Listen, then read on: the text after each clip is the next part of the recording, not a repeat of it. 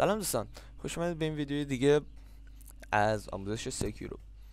خب امروز شاید دلتون خواست که مثلا اول بازی یکم قوی تر شید، یه باف خوب بگیرید که تا اول بازی برید. قراره بهتون بگم چجوری یه باف خفن برای اول بازی بگیرید که مثلا آکوس شوگره، ولی خب میتونید همیشه ازش استفاده کنید. و خب باسی که داره همون یه هدلس بعد براش بزنیم، اون باس واقعا سخته برای اول بازی، ولی اگه یادش بگیرید بزنید واقعا ارزششو داره. اون بافی که بهتون میگه بهتون میده عالیه.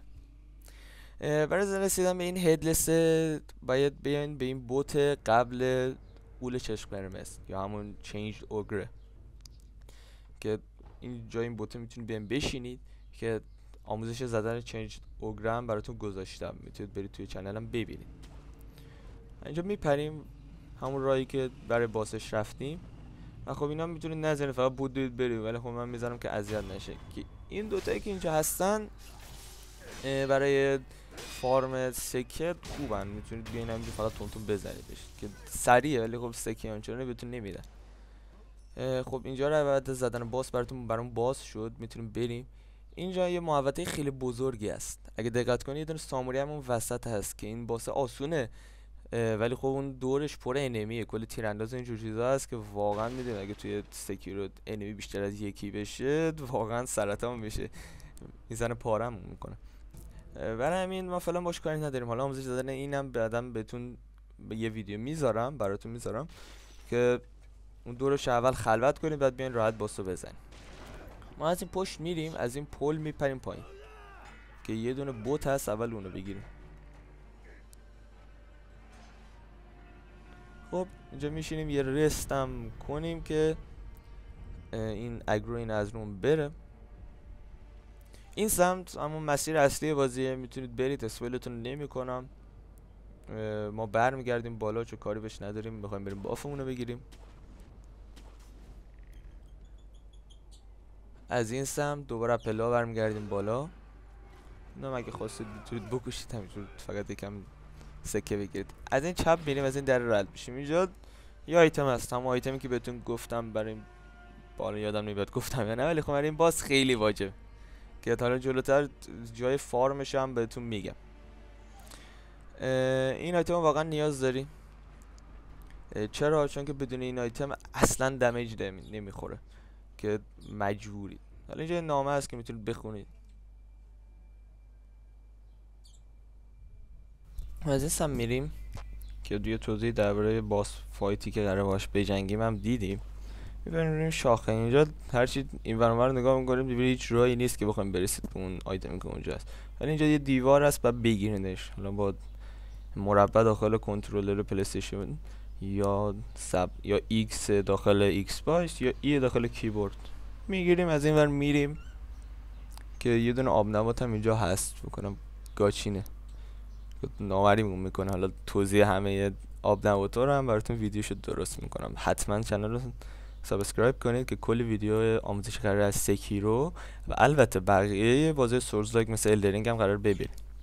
میرسیم به این غار که یکم ترسناکه.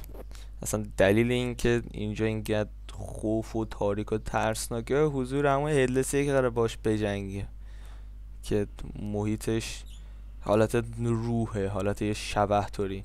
این راست یه سری اسپریت هست که میتونید بردارید، ولی خب این بالا یه راه داره به قلعه آشینا از اون سمت. چیز خاصی برای من فعلا نداره، میتونید برید اکسپلور کنید برای خودتون. که من برمیگردم که چون اینجا میخوام بهتون باس فایت رو یاد بدم، نه اینکه کار اضافی انجام بدیم. راه که برگردیم اون جلو میتونید باس فایت رو ببینید. میبینید شمشیرش داره دیده میشه، خپلو اینجا. این باس فایت سر نداره مثل اسمش هدلس.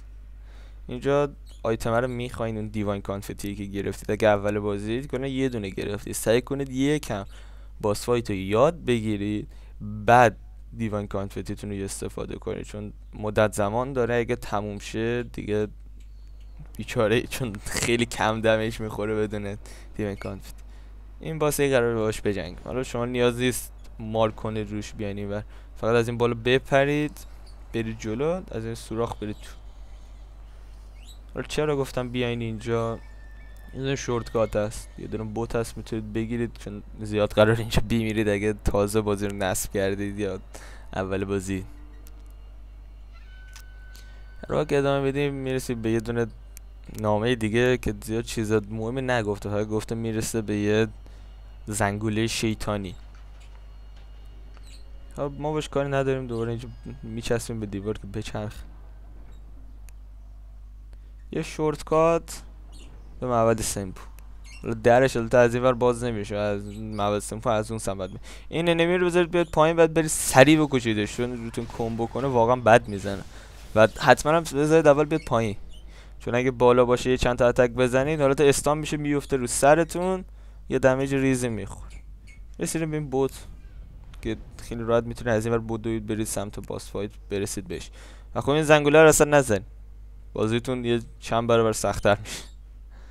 خب هر این باس فایتی که میخوایم اصلا باش بجنگیم کیه؟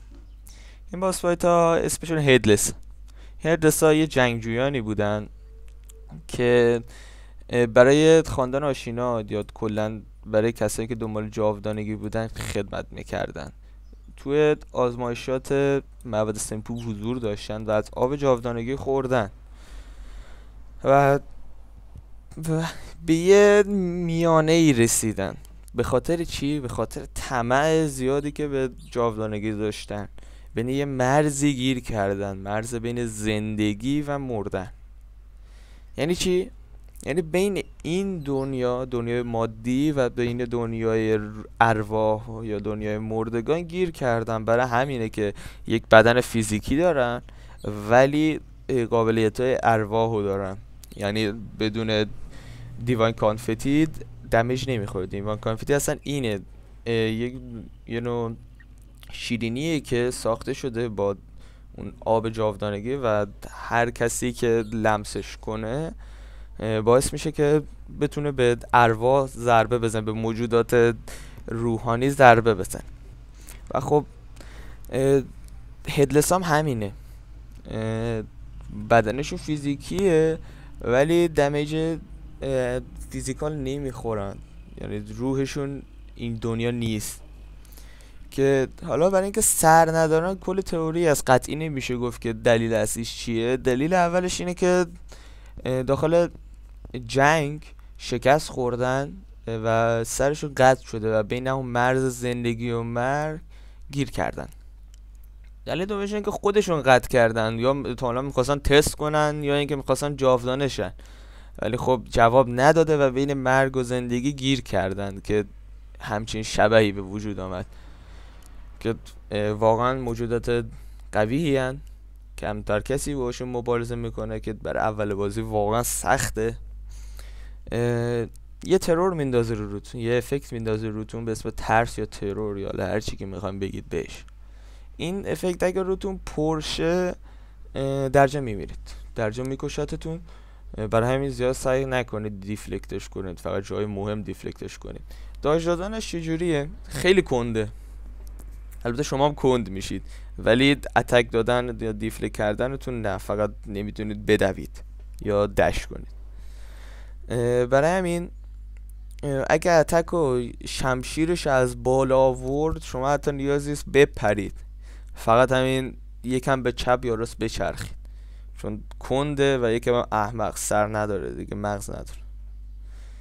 اگر شمشیر از پایین از چپ و راستش چرخون بپرید و دوبارم بپرید که یکم هم پاسچرش پرش. یه اتک داره که شمشیرش رو در یک محوطه طولانی به شعاع خیلی بزرگی رو زمین میکشه و میبره بالا. اونو برد بالا غیب میشه، از پشتتون میاد. اون موقع باید بپرید به جلو، به چپ و راست هم نیاز نیست، فقط به جلو بپرید، چون که اگه بگیرتتون هم فیرتون پر میشه، اون ترورتون پر میشه، هم یه دمیج خیلی سنگینی میخورید. یه سری آیتم دیگه هست براش ولی خب اول بازی نمیشه بهشون رسید که حالا بهتون میگم چه آیتمایی نیاز. در کل تنها راهش برای زدنش اینه دیوان کانفتی که زدید دور واسرش بچرخید، همین. هیچ احمقه دیگه، مغز نداره، سر نداره، کلا فقط دورش بچرخه، اونم همینجوری میچرخه، اون همینجوری میچرخه، فقط پاهاشو دقت کنین همین حرکت کرد شما دورش بچرخه. دقیقاً یکم باید دستتون بیاد قلقش که یکم سخت، یعنی که اگه پاورتون بالاست، داخل نیوگن پلاس های بالایی، میتونید از آیتما خیلی راحت استفاده کنید، دیفلکتش کنید یا چتر بزنید، خیلی راحت بزنید پارش کنید. دومی که وقتی یه دمیج خیلی سنگین خورد یا اچ پیش کم شد تا یه حدی، حالت استان میشه که اونجا باید مثلا چیز بزنیدش، بعد خب اون بخار دورش هم بین میره که میتونید بدوید، واقعا چیز خوبی. آیتم هایی که میتونید بیارید از ابزار دستا، چتر خیلی خوب لول 3 فینیکسش که چیکار میکنه، هم میتونید باش بلاک کنید اتکاشو، هم بهش اتک بزنید که اتکش هم همون دیوان کانفتی، این باف دیوان کانفتی. ابزار دست دیگه میتونید سوت بیارید، هر ستاش عالی هم، ولی لول 3 برای باس بهتر که استانش میکنه. حالا بهتون توضیح میدم که چه جوریه زدنش. برای آیتما فلاس که ایلو که طبیعتا میخواین، سال مسخره‌ایه. موتلت پرپر گارد میخواین که اول بازی نمیتونید بگیریدش، ولی خب آموزش گرفتن همشونو براتون میذارم بعداً توی ویدیو، که ترور از رومو پاک میکنه، اون افکت ترس یا ترور رو در رومو برمیداره اگه استفادهش کنیم. که 5 تا داره تو هر سری که رست کنید. باف میتونید بیارید برای خودتون. آگروس شوگر میتونید بیارید که دمیج کمتری بخورید، پاس شده کمتر پرشه، ولی خب زیاد فایده ای نداره، بعد یادش بگیرید چون دمیج زیاد ممکنه وان شاتتون کنه به اول بازی. یا نیوگن پلاسی که خیلی دمیج سنگین میشه. یا آگروس شوگر بیارید که بیشتر بهش دمیج برید اگه دیوان کانفتی نداشتید، چون زیاد باید بزنیدش. دیوان کانفتی رو قطعا نیازه، چون بدون این واقعا انگار که اصلا دمیج نمیخوره، نه پاسش پر میشه نه چیزی. دیوان کانفتی رو واقعا نیاز دارید، حتما بیارید. اگر ندارید حالا جای فارم کردنش شد براتون آخر ویدیو میذارم. برای کامبت آرت بهترین درگان اسلش فلش، دراگون فلش عالیه برای این باس فایت. حالا بهتون میگم چرا. مورتال بلید هم میتونید بیارید که مورتال بلید برای همه چی تقریبا عالیه، ولی خب اینجا توی رتبه دومه. چرا؟ چون که نمیشه اون افکتایی که رو شمشیرتون میندازید روی مورتال بلید کار نمیکنه، یعنی مورتال بلید فقط اتک خودش رو میزنه، اون اتک قرمز خودش رو میزنه. یا اگه این چیزا رو ندارید میتونید از وایلد وایند اسلش استفاده کنید که همون برید ملک هیراتون زنگوله رو بگیرید، میتونید بزنید، میتونید استفادهش کنید.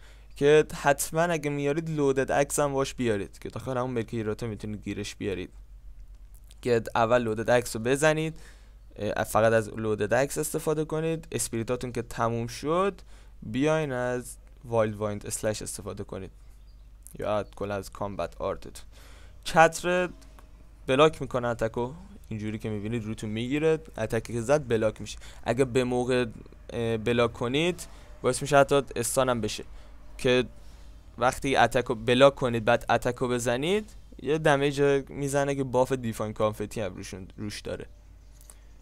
درست استفاده کنید اسپیراتون، چون اگه دیوان کانفتیتون تموم شد این خیلی بکارتون. سوت استان میکنم، یه چند از اینجوری گیج میشه، کلا هیچ کاری نمیتونید کنید. اونجا وقتشه که فقط کامبت آرت بزنید روش، شد کلا اتک بدید بهش. چرا حالا بهتون گفتم دراگون فلش؟ یادتونه گفتم روی مورتال بلید افکت نمیشه انداخت. شما وقتی سوردتون رو با کانفت آرت دیواین کانفتی بنفش میکنید، وقتی که دراگون فلش بزنید بافر روی افکت دراگون فلش هست، یعنی هر کاری که کنید اون بافر روی دراگون فلش هست. حالا اگه چیزای دیگه مثلا وایلد وایند اسلش یا ایچی مونجی بیارید برای زدنش بافر روش میمانه، ولی خب مورتال بلید اینجوری نیست، فقط همون دمیج خودشو میزنه، یعنی مهم نیست که بافی روش باشه یا نه. که اینجا واقعا دیواین کانفتی خیلی بیشتر به کار میاد تا مورتال بلید.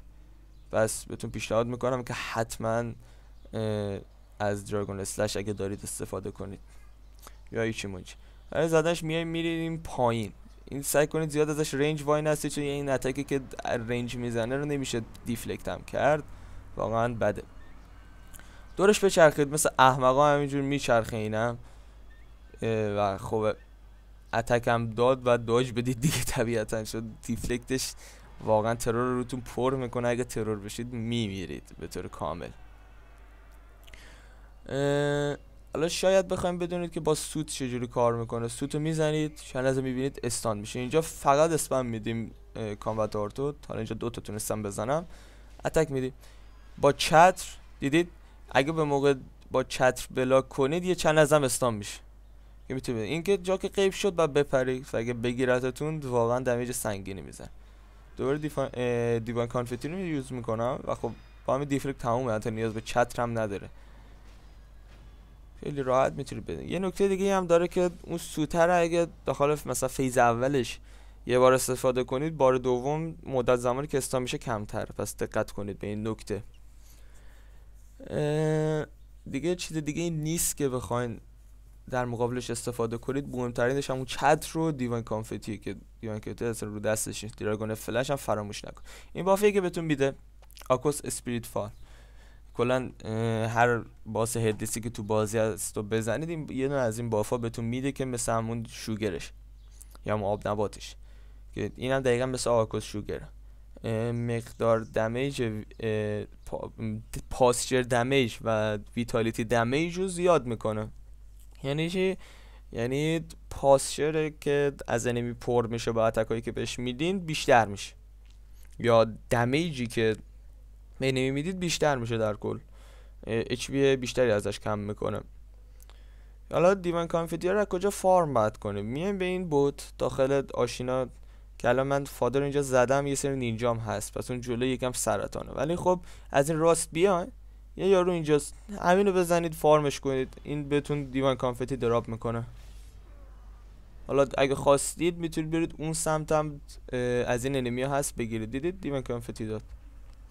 در کل باس سختیه برای اول بازی، ولی داخل این گیم پلاس اگه اون آیتمایی که بهتون گفتم داشتید راحت میتونید بزنیدش. و خب همین دیگه. امیدوارم از ویدیو خوشتون اومده باشه. حتما چنل سابسکرایب کنید. خدا نگهدارتون.